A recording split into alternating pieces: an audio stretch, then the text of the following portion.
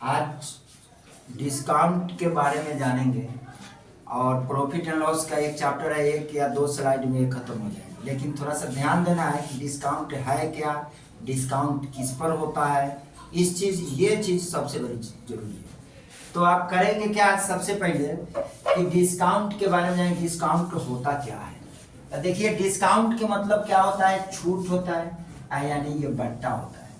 अब ये छूट किस पर होता है ये देखने की जरूरत है।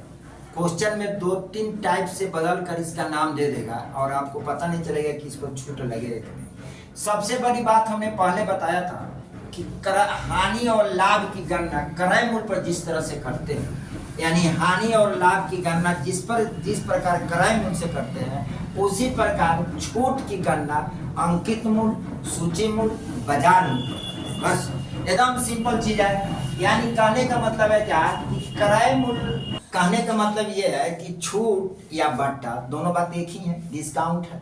और इसमें सबसे बड़ी बात ये है कि छूट की गणना किस पर करते हैं।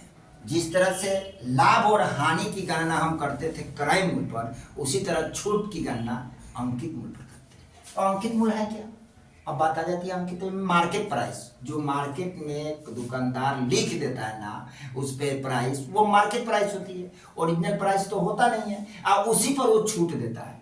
मान लो कि अंकित मूल्य पर, सबसे पहले पढ़ेंगे कि अंकित मूल्य पर छूट होती है। ये बात को समझिए, छूट या बट्टा दी जाती है, या बट्टा दी जाती है। ये बात हम जानेंगे। अब मान लो कि किसी प्रश्न में आ जाएगा सूची मूल्य, कभी आ जाएगा बाजार मूल्य, सूची मूल्य, बाजार मूल्य, अंकित मूल्य, सूची मूल्य, बाजार मूल्य, ये सब पर ही छूट की गणना की जाती है।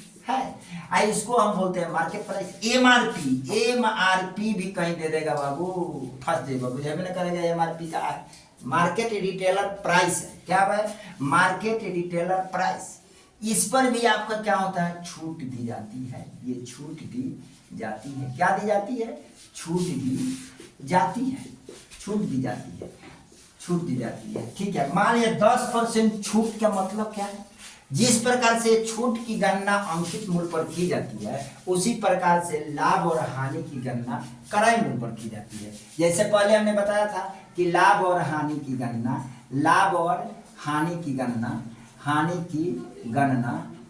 हम किस पर करते हैं? क्रय मूल्य पर करते हैं। क्रय मूल्य पर करते हैं। अब देखिए, अंकित मूल्य मान लीजिए कि कुछ है, मान लो कि 10% छूट का मतलब क्या है? इसका मतलब हो गया कहा कि 100 रुपया के वस्तु है, इस पर छूट कितना है? 10 रुपया है। छूट कितना है? छूट 10 रुपया है, वस्तु कितना का हो जाएगा?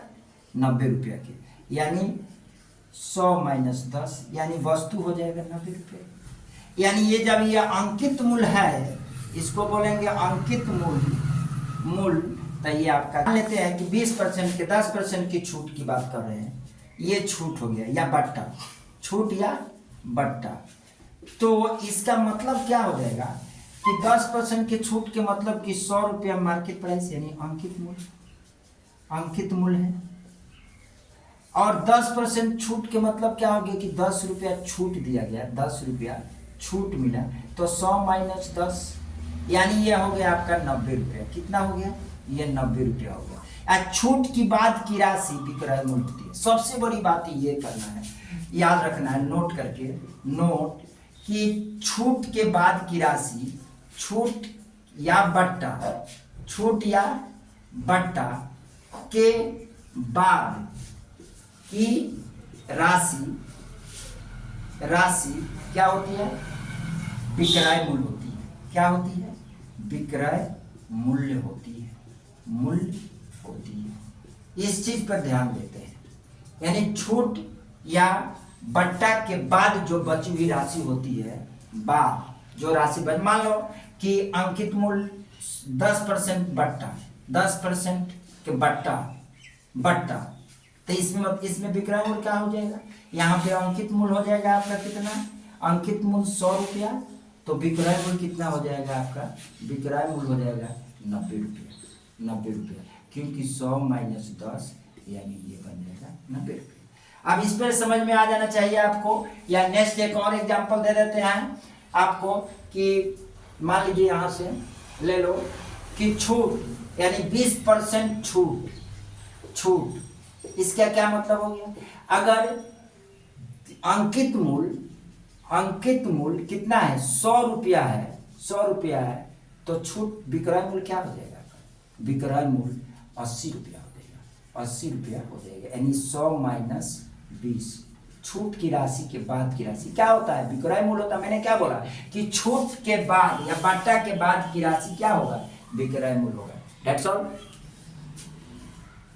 तो फिर इसके बाद में एक नोट और लिख लेंगे, नोट करके, ये इंपॉर्टेंट है कि बट्टा को 100 में से घटा दिया जाए।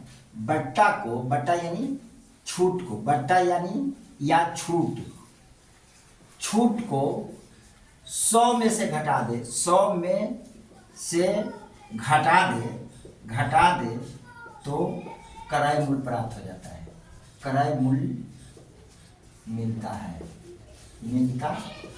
ये बात को ध्यान में रखना है कि बट्टा या छूट 100 में से घटा देते हैं तो क्रय मूल्य मिल जाता है, और लाभ को 100 में जोड़ दो, लाभ प्रतिशत या हानि, लाभ प्रतिशत को 100 में जोड़ दे, 100 में जोड़ दे तो अंकित मूल्य मिल जाता है। क्या मिलता है, अंकित मूल्य मिलता है। ये देखो, ये सबसे सुपर तरीका है, सबसे बेस्ट तरीका आपको निकालने के लिए मिलेगा जब हम एग्जाम्पल आपको लगाएंगे। इसके बाद आपको इतना बेस्ट दिखाई देगा ये क्वेश्चन पर, आपको एकदम कुछ करना ही नहीं पड़ेगा, बहुत ही इजी वे में लग जाएगा। और हानि को आप कहिए तो हानि प्रतिशत को 100 में घटा देंगे, 100 में से घटा देंगे तो अंकित मूल्य प्राप्त हो जाएगा। हानि होगा तो घटा देंगे, अंकित मूल्य प्राप्त हो जाएगा या मिलेगा, प्राप्त हो जाएगा एकदम। आप देखेंगे इसका अप्लाई कैसे हम करते हैं, समझ में आया, आप देखते हैं। ठीक है, एक क्वेश्चन आता है आपके पास कि 10% 20% का बट्टा 10% 20% का बट्टा का एकल बट्टा क्या होगा, तो एकल बट्टा क्या होगा, क्या होगा। इसका 2 रास्ते हैं बनाने का। एक तो आपका मेथड मिल जाएगा हॉट ट्रिक से, और एक आपका मिलेगा मेथड से, जिसको मैं दिखाता हूं दोनों बना के। एक तो आपका बट्टा बोल रहा है 10% बट्टा, तो 100 को कर लो 10% बट्टा के मतलब छूट, तो 90/100 अगुने 20% बट्टा के मतलब 80/100। ठीक है, 1 0 1 0 1 0 1 0 1 0 से 1 0। ठीक है, 9 8 72 72/10, इससे भाग लगाओगे कितना आ जाएगा 7.2। अब एकल समतुल्य बट्टा, सॉरी यहाँ से और ना होगा जी, 100 में से ना काटना है, तो 100 में से काटना है तो कितना आ जाएगा, तो 9 8 72 100 यानी 7.20, तो 0 से 0 यानी 72 मिलेगा तुमको। ठीक है, 72 रुपया मिला। अब एकल बट्टा निकालोगे, एकल बट्टा, तो आपको क्या मिल जाएगा 100 माइनस 72 इक्वल टू 8 के 8 हो, और 9 यहाँ 9 में से 7 गया 2 यानी 28%। एक तो आपको ये मिल रहा है। आइए का आपका क्या होगा, इसी का ऐसे कर लो, छूट है तो माइनस के x माइनस के y माइनस में प्लस x गुने y या बटा में 100। अब इसमें क्या करा, माइनस के 10 माइनस के 20, प्लस माइनस माइनस 20 गुने 10 अब बटा में यहाँ 100, 0 से 0 काट दो, 20 और 10 30 अब प्लस 2 यानी 30 में से 2 घटा दो, कितना मिला 28। इसको बोलते हैं हॉट ट्रिक। ये आपकी इस फॉर्मूला से ये बट्टा निकल गया, इसमें कुछ करना नहीं था, आसान है। 28% यहाँ भी 28% यहाँ भी, इसको हम बोलते हैं एकल समतुल बट्टा। ओके, नेक्स्ट देखते हैं। इसके बाद में हम फिर देखते हैं एक और एग्जाम्पल लेकर बट्टा का, एकल समतुल बट्टा निकालने का, और उसका फिर मेथड से भी लगा सकते हो। मैंने बताया मेथड से लगा लो, है एक्स वाई से लगा लो। अब एक्स वाई में तुमको ये प्रॉब्लम होगी कि अगर बट्टा कहेगा, जैसे मान लो कि 20% और 30% का समतुल बट्टा यानी एकल बट्टा क्या होगा, एकल छूट क्या होगा, छूट क्या होगा, क्या होगा। तो आपको कुछ करना ही नहीं है, 20% दोनों में छूट की बात कही जा रही है। तो माइनस के एक्स माइनस के Y minus minus plus X into Y by 100, ये आपका क्या है, हॉट ट्रिक याद कर लें, हॉट ट्रिक से। ठीक है, तो आपका माइनस के 20 माइनस के 30 अब प्लस माइनस माइनस गुना में 20 गुने 30 अब बटा में यहाँ 100, 0 से 0 0 से 0, इसको जोड़ोगे माइनस के 50 है, इसमें 3 गुना 6 घटा दो, यानी आ जाएगा माइनस की कितना 44।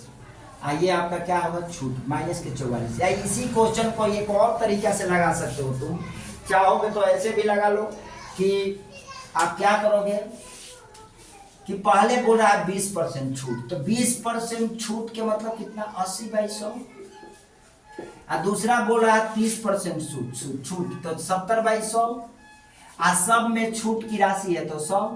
इसका नेक्स्ट थ्योरम बता रहे हैं, नेक्स्ट तरीका।